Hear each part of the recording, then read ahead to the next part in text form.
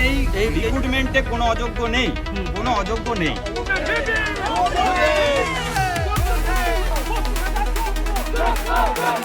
এই রায় আমাদের কাছে নতুন জীবনের মতো।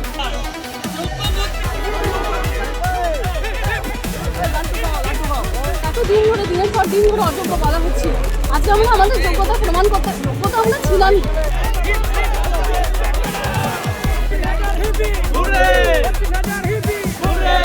চাকরি পেয়েছি, সেই চাকরি রক্ষা করার যোগ্যতা আমাদের আছে।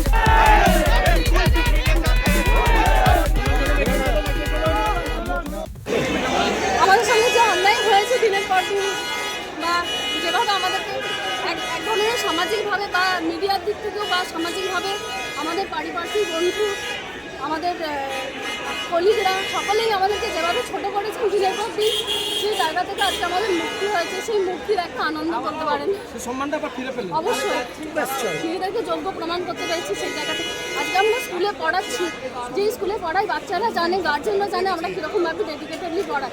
যদি আপনারা মানে সঠিক চিত্র দেখতে চান, প্রত্যেকটা স্কুলে আজকে 2017 ছেলেরাই স্কুলটাকে চালাচ্ছে। দেখতে গেলে কম্পিউটারের কাজ থেকে শুরু করে সমস্ত অফিসিয়াল কাজ 2017 ছেলেরাই করে।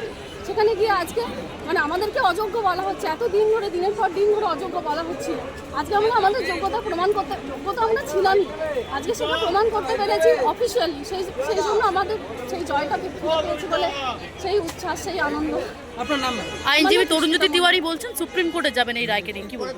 নিশ্চয়ই যেতে পারেন, তাদের যদি মনে হয় তারা যেতেই পারেন। আমরাও আমাদের তরফ থেকে আমরা যখন এখানে প্রমাণ করতে পেরেছি, আমরা আশা রাখছি আমরা ওখানে গিয়েও প্রমাণ করতে পারবো আমাদের সত্যতা, আর সত্যের জয় নিশ্চয়ই হবে। কি বলবেন দাদা, এই যে 32,000 চাকরি একেবারে বাতিল নির্দেশ দিয়েছিল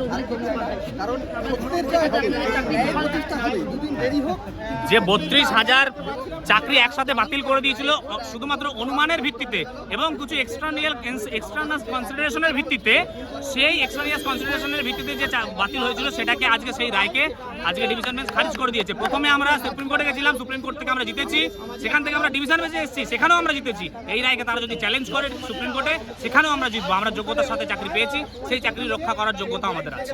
এই যে নির্দেশ দেওয়া হয়েছে, যে নির্দেশ আজকে দেওয়া হয়েছে, এই নির্দেশকে আমরা স্বাগত জানাচ্ছি এবং এই নির্দেশের ফলে বিচার ব্যবস্থার প্রতি পুনরায় আমাদের আস্থা ফিরে এলো। এই রায় আমাদের কাছে নতুন জীবনের মতো।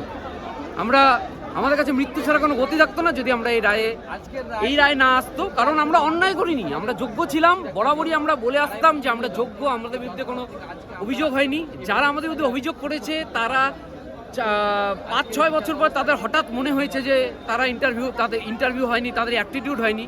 সুতরাং এটার থেকে বলা যায় যে এটা একদম সম্পূর্ণ, এই অভিযোগগুলি সম্পূর্ণই মিথ্যা ছিল।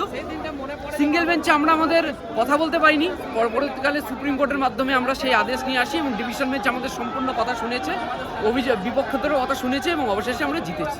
কলকাতা হাইকোর্টের এই যে রায়, সেই রায়কে কিভাবে দেখছেন, কি বলবেন? আমি আজকে কলকাতা হাইকোর্টের ডিভিশন বেঞ্চ সম্মানীয় বিচারপতি মহোদয়কে একদম মস্তক নমস্কার জানাই যে আজকে 32,000 ফ্যামিলিকে আজকে একটা সুন্দর একটা জাজমেন্ট আমাদের পক্ষে এনে দিয়েছে।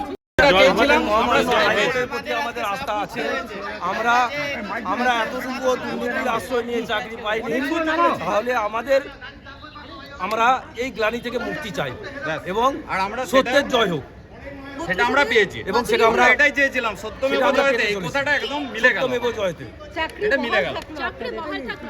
হ্যাঁ, আমরা আমরা আপাতত তাই শুনলাম, যেটুকু শুনলাম আমরা তাতে আপনি যেটা বলতে চাইলেন ওটাই বুঝলাম যে আমাদের সার্ভিস কন্টিনিউ থাকছে। আপনারা খুশি তো? একদম খুশি, একদম খুশি। সত্যমেব জয়তে, এই কথাটুকুই শুধুমাত্র সত্য এটাই বলবো। আপনাদের পক্ষ থেকে একটা দাবি ছিল যে কোনোভাবে অযোগ্যরা যেন এই তালিকাতে না থাকে, সেই দিক থেকে সেই বিষয়টা নিয়ে কি বলবেন? এই রিক্রুটমেন্টে কোনো অযোগ্য নেই, কোনো অযোগ্য নেই। সেটাই এখানে আমাদেরকে যারা অযোগ্য ছিল তারা আলাদাভাবে সেপারেট হয়ে গেছে, সেই রায় দিয়েছে। তারা এখানে কোনো অযোগ্য নেই। 32,000 প্যানেলের মধ্যে থেকে একজন ব্যক্তিও ত্রুটিপূর্ণ নয় এবং আমাদের এই প্যানেল থেকে কেউই কোনো রকম দুর্নীতির আশ্রয় নিয়ে চাকরি পায়নি। সেই জন্য আমরা এক্সপেক্টেড ছিলাম যে আমরা সত্যের জয় পাবো, আমরা যেহেতু দুর্নীতির আশ্রয় নিয়ে চাকরি পাইনি। আমরা সত্যের জয় পেয়েছি।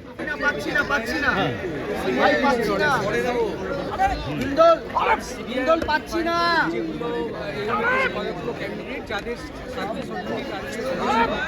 বাকি যারা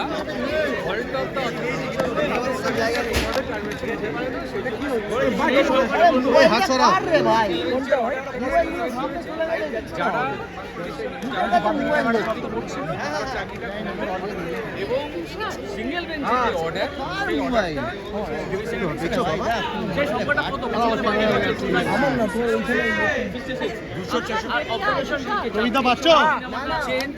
এই যে ইরেগুলারিটিস হয়েছে তার জন্য যারা ইনোসেন্ট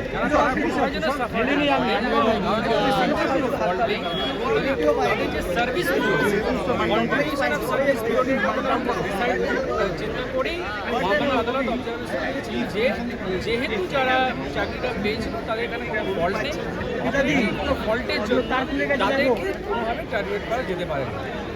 এবং পর্ষদকে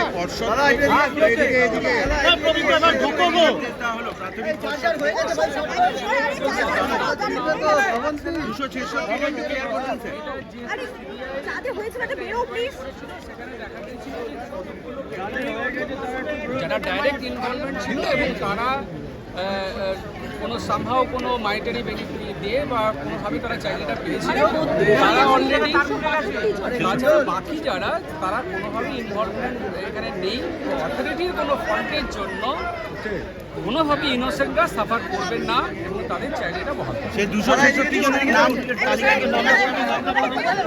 আরো ভালো ভালো খবর পেতে সাবস্ক্রাইব করুন বাংলা হান্টের ইউটিউব চ্যানেল। বাংলা হান্টের আরো খবর দেখতে নজর রাখুন। বাংলা খবর মানেই বাংলা হান্ট।